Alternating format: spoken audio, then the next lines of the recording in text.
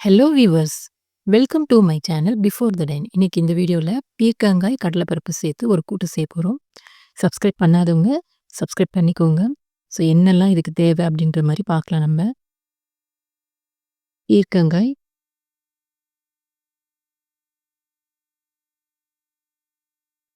பீர்க்கங்காய் ஒரு ஃபுல் பீர்க்கங்காய் அத உடைச்சு வச்சிருக்கேன். தக்காளி சின்ன சைஸா எடுத்துக்கோங்க. இல்லைன்னா பாதி தக்காளி எடுத்துக்கோங்க.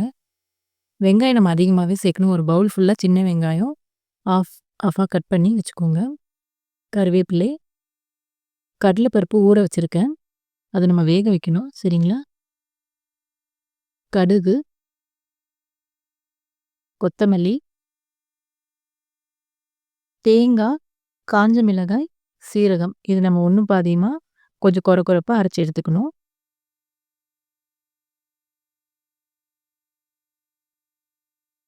ஸோ இதெல்லாம் பாருங்க.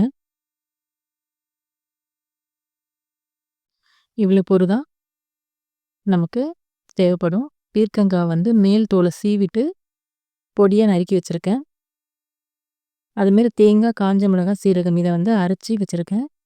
அதோட மிக்ஸி ஜார் அலசின கொஞ்சம் தண்ணியும் எடுத்து வச்சிருக்கேன் தேவைப்படும் யூஸ் பண்றதுக்கு. அதேமாரி கடலைப்பருப்பு ஊற வச்சிருந்தேன் இல்லையா? அத நல்லா வேக வச்சு எடுத்து வச்சிருக்கேன். நல்லா வேக வைங்க.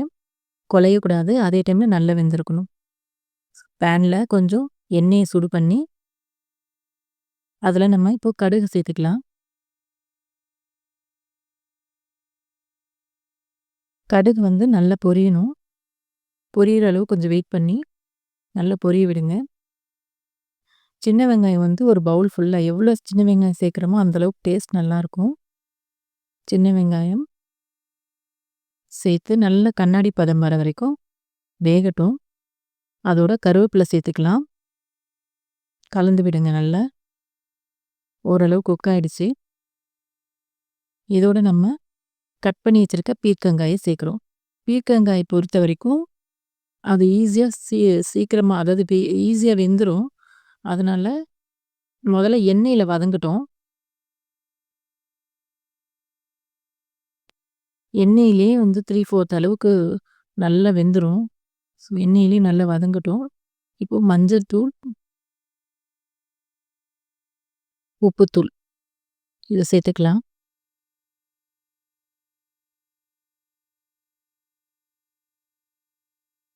இதுக்கு நம்ம காரத்துக்கு வந்து மிளகாய், காஞ்ச மிளகாய் தேங்காவோட அரைச்சு ஆட் பண்றதுனால மிளகாய் தூள் வந்து நம்ம சேர்க்க போறது கிடையாது. வெறும் மஞ்சள் தூள் மட்டும் தான் சேர்க்குறோம். அதோட இதுக்கு தேவையான உப்பும் நம்ம சேர்த்துக்கிறோம். இதோட சின்ன சைஸ் தக்காளி அப்படி இல்லைன்னா பாதி தக்காளி. கட் பண்ண தக்காளி இதோட சேர்த்து நல்லா வதக்கி விடுங்க.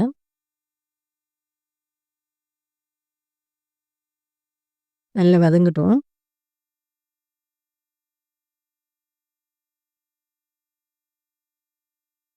எண்ணெயிலேயே அது வதங்கிரணும். அந்த காய் வந்து எண்ணெயிலேயே வதங்கிரணும்.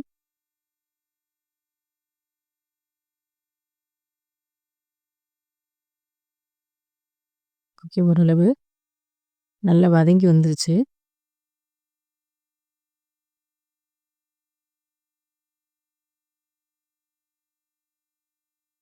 இப்ப இதோட நம்ம அந்த அரைச்சு வச்சோம் இல்லையா? தேங்காய், காஞ்ச மிளகாய், சீரகம் அது கொஞ்சம் கொர கொரப்பா அரைச்சு வச்சோம் இல்லையா? அந்த அரைச்சதையும் அந்த மிக்ஸி ஜார் அலசின தண்ணியும் சேர்த்து நல்லா கலந்து, இதில அந்த காய் வந்து நல்லா வேகணும்.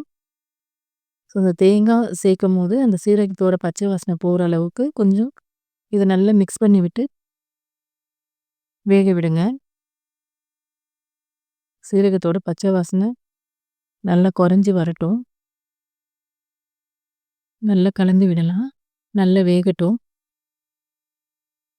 அந்த காஞ்ச மிளகாவோடைய காரமும், அந்த சீரகத்தோட பச்சை வாசனையும் நல்லா போற அளவுக்கு நல்லா சுருள கிண்டி எடுத்துக்கோங்க.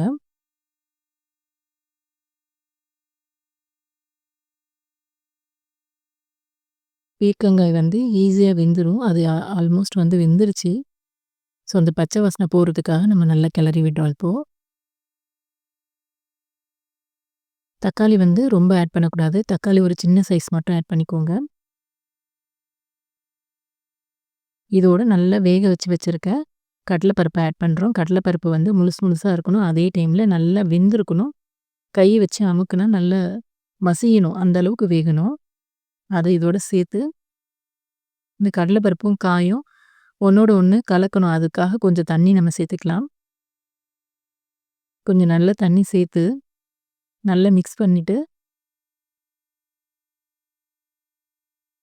நல்லா எல்லா இடமும் அந்த தண்ணி வந்து வர அளவுக்கு எல்லா இடமும் ஸ்ப்ரெட் ஆகி வர அளவுக்கு நல்லா மிக்ஸ் பண்ணி விடுங்க. மிக்ஸ் பண்ணதுக்கப்புறம் மிக்ஸ் பண்ணதுக்கப்புறம் ஸ்டவ்வை வந்து சிம்மில் வச்சுட்டு இதை அப்படியே ஒரு 5 நிமிஷம் வந்து நம்ம மூடி போட்டு வேக வச்சுக்கலாம். கொஞ்சம் தண்ணி இன்னும் கூட கொஞ்சம் ஆட் பண்ணிக்கோங்க.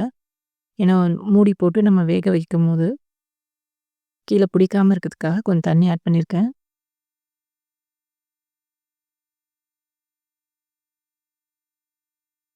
ஒன்னோட ஒன்று நல்லா கலந்து வருது. இப்போ ஒரு 5 நிமிஷம் மட்டும் நம்ம மூடி போட்டு வேக வச்சுக்கலாம். அப்பதான் அந்த அந்த காஞ்ச மிளகாவோட, அந்த சீரகத்தோட, தேங்காவோட அந்த இதெல்லாம் காயில வந்து சேர்ந்துருக்கும். இப்போ எல்லாமே மிக்ஸ் ஆகி நல்லா கூட்டு பதத்துக்கு வந்துருச்சு.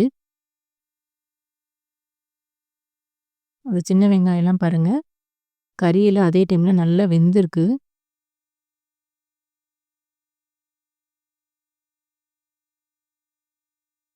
இப்போ கொத்தமல்லி தூவி இறக்கிக்கலாம். பீர்க்கங்காய் கடலைப்பருப்பு கூட்டு ரெடி ஆயிடுச்சு. ட்ரை பண்ணி பாருங்க இதே மாதிரி. Okay viewers, don't forget to subscribe. Thank you.